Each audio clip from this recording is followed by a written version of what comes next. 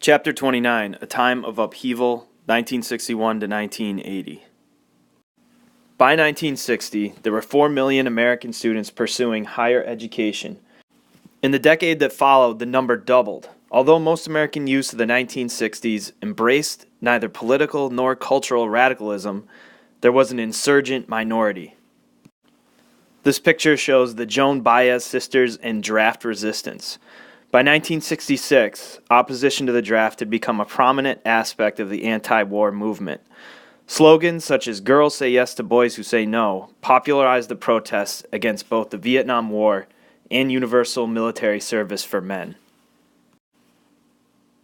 In 1962, Students for a Democratic Society, or SDS, issued its Port Huron Statement, offering a broad critique of American society. They and thousands of other students were radicalized by what they perceived as impersonality and rigidity on the campus, insensitivity in the nation's bureaucracy, materialism, racism, and above all, the escalation of the war in Vietnam in 1965. In the spring of 1968, at least 40,000 students on some 100 campuses took part in demonstrations against the war and racism. In 1969 came the March Against Death in Washington. Violence in the spring of 1970 marked the effective end of the students' movement as a political force. Demonstrations at Kent State University in Ohio and Jackson State College in Mississippi led to the death of 6 students. The nation, reacting with horror, revealed a deep division between those who blamed repression and those who blamed the students' lack of loyalty. The New Left went into decline, and former anti-war activists turned to other causes, such as environmentalism, consumer advocacy, the anti-nuclear movement, and the women's movement. But the student radicalism of the Vietnam years had stirred the fears and resentments of many Americans whose response was growing conservatism, even as it had spurred the growth of wider public opposition to the war. Here's an image of Mario Savio at Berkeley, speaking to students at the University of California at Berkeley in 1964. Mario Savio depicted the university as a faceless, bureaucratic machine rather than a community of learning. Accordingly, he urged students to put their bodies upon the gears to stop the machine. The free speech movement, led by Mario Savio, soon became the model for similar campus protests throughout the United States and the world. The year 1967 brought the start of truly significant nationwide protests against the Vietnam War. In October, an estimated 100,000 people attended an anti-war rally in Washington, and many sought to invade the Pentagon, the nerve center of the American war effort. This picture is entitled "Flower Power at the March on the Pentagon." Following President Nixon's announcement of the military incursion into Cambodia, a formerly neutral nation, many colleges exploded in anger. To quell the protests at Kent State University in Ohio, where more than 1,000 students clashed with local police, Ohio National Guardsmen fired on students, killing 4. News of the shootings outraged many students nationwide, touching off yet another round of campus protests, which led hundreds of colleges to cancel final exams and shut down for the semester. While many older Americans supported the actions of the Ohio National Guard, students across the country boycotted classes and forced hundreds of campuses to shut down. Some continued to protest graduation at the University of Massachusetts.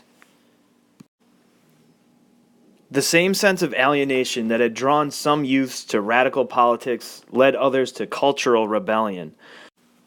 The members of this counterculture rejected traditional notions of achievement and responsibility. They experimented with drugs and listened to new forms of popular music, spearheaded by the British Invasion and the rock band The Beatles. In 1967, a pilgrimage of flower children to the Haight-Ashbury district of San Francisco began as a celebration of the New Age. It brought in its wake drug dealers and violence. A new sexual permissiveness was made possible in part by easy access to new contraceptives such as the pill. The Supreme Court struck down state laws limiting the right to abortion in the 1973 case Roe v. Wade.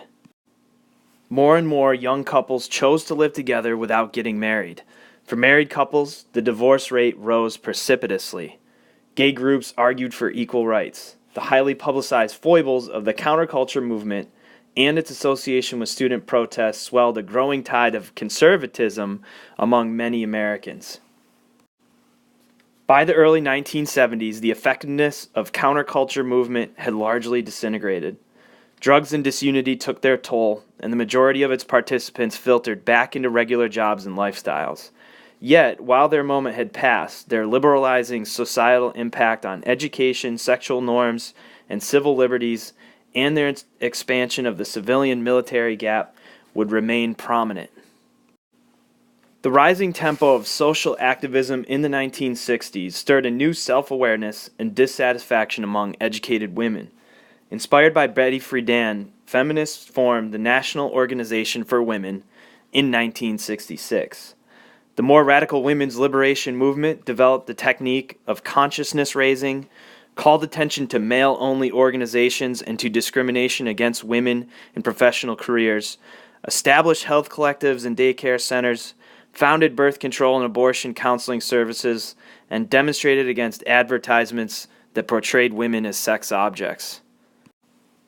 In the 1970s, feminists focused especially on three issues: equal treatment in education and employment, access to abortion, and the passage of an Equal Rights Amendment, barring discrimination on the basis of sex.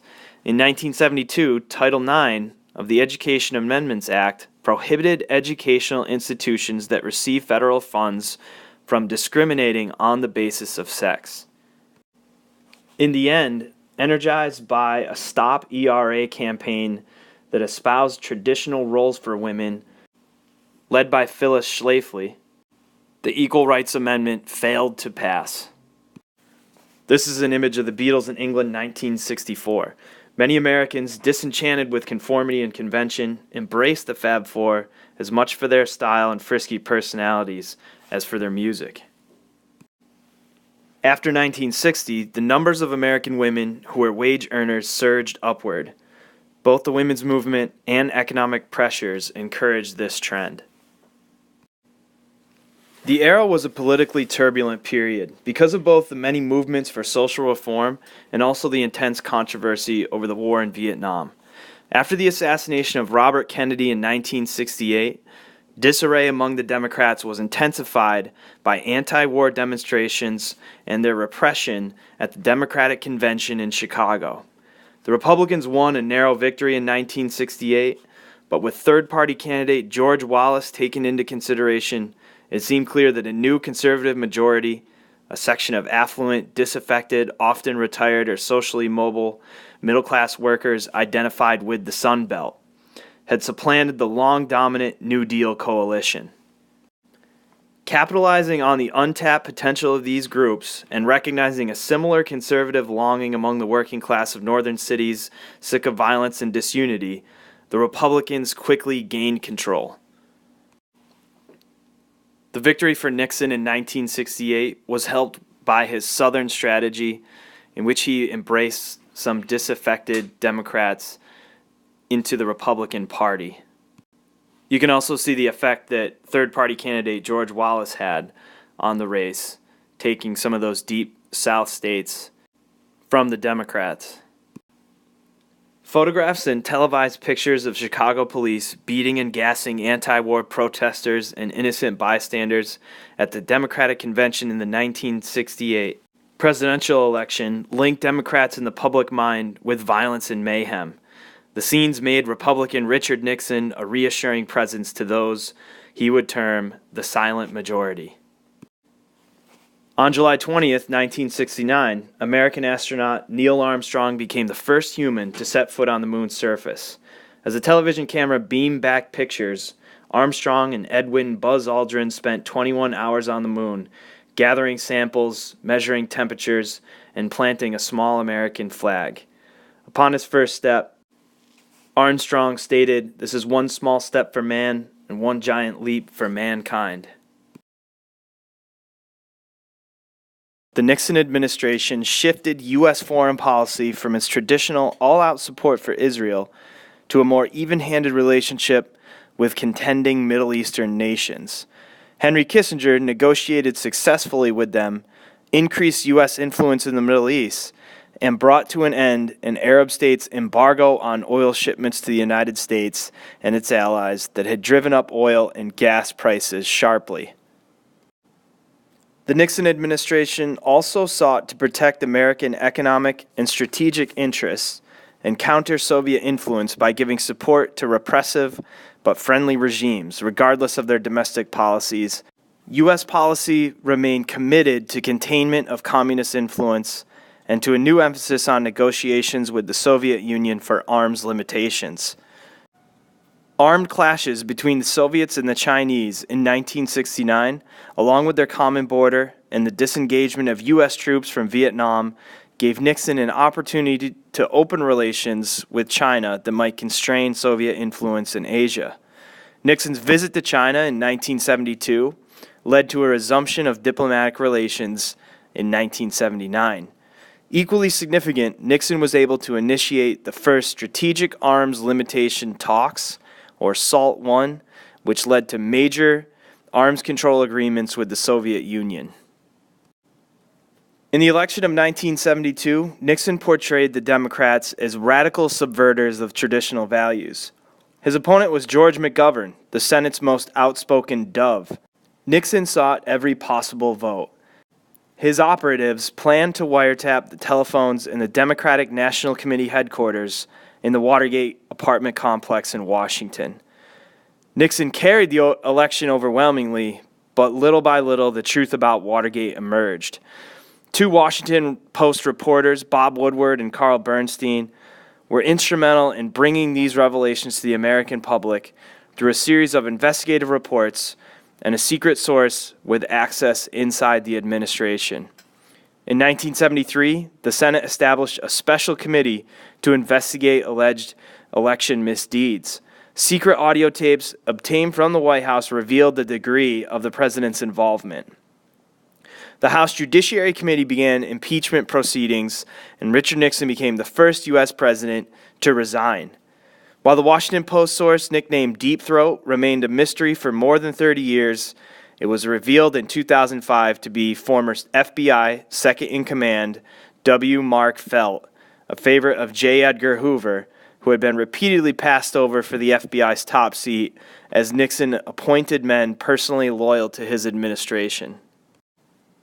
In February 1972, after a secret foray by Kissinger to Beijing, President Nixon stunned the world by going to the People's Republic of China, toasting his counterpart Mao Zedong, strolling through the Forbidden City, and walking along the Great Wall. Although Richard Nixon continued to fight back, appealing to the majority that had reelected him that the Watergate investigation was a conspiracy of the liberal Eastern establishment, in 1974, an increasing number of Americans no longer believed the president. On August 8th, acknowledging only a few mistakes of judgment, Nixon resigned his presidency to avoid certain impeachment. In 1974, in the wake of the scandalous Nixon resignation, Gerald Ford assumed the presidency. Angering many by pardoning the disgraced Nixon, Ford was soon seen to be even more conservative than his predecessor. Economic problems plagued the Ford administration, as price hikes by OPEC continued the gas strain, leading to long and angry lines at the pump, and industries declined. To counter rising inflation, Ford cut federal spending, and the Federal Reserve Board raised the discount rate. The result was a severe recession. In foreign affairs, progress was made towards new arms control agreements with the Soviet Union. The government of South Vietnam, which had been supported by the United States, fell in 1975. In 1976, Democrat Jimmy Carter was elected president by a narrow margin on the basis of his appeal to voters in a post-Watergate world. While his political vision was unclear and his domestic record proved thin, what mattered to voters was his disarming honesty, his status as a Washington outsider, and his evangelical Christianity. At home, Carter maintained moderate success in curtailing the economic recession by means of a tax cut and minor public works initiatives. He also began to focus the powers of the presidency more on environmental issues, In the wake of the Love Canal chemical waste scandal, including the passage of the Alaska Lands Act and the creation of an environmental superfund to clean up polluted sites.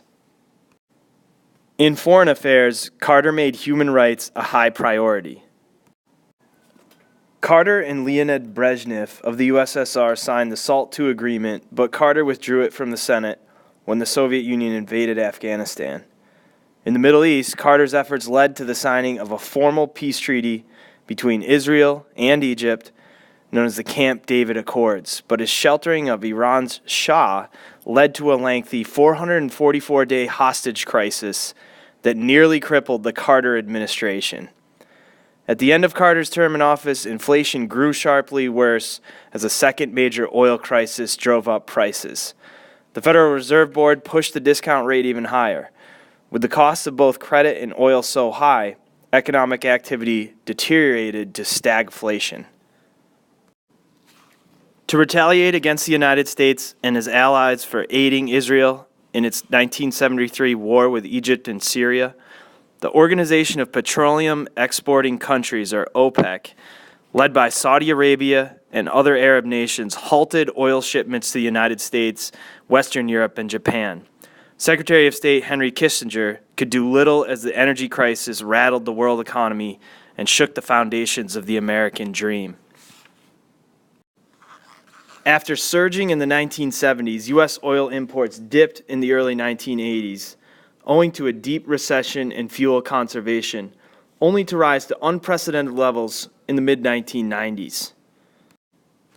While Carter was able to identify the problems that were crippling the nation, Carter seemed unable to build a political consensus that could solve them. The same outsider status that had so endeared him to voters at the start of his term left him at its close one of the least popular presidents in history, carrying a lower approval rating than that of President Nixon at the height of the Watergate scandal. While he was again chosen as the Democratic candidate in 1980, he was easily defeated by Ronald Reagan.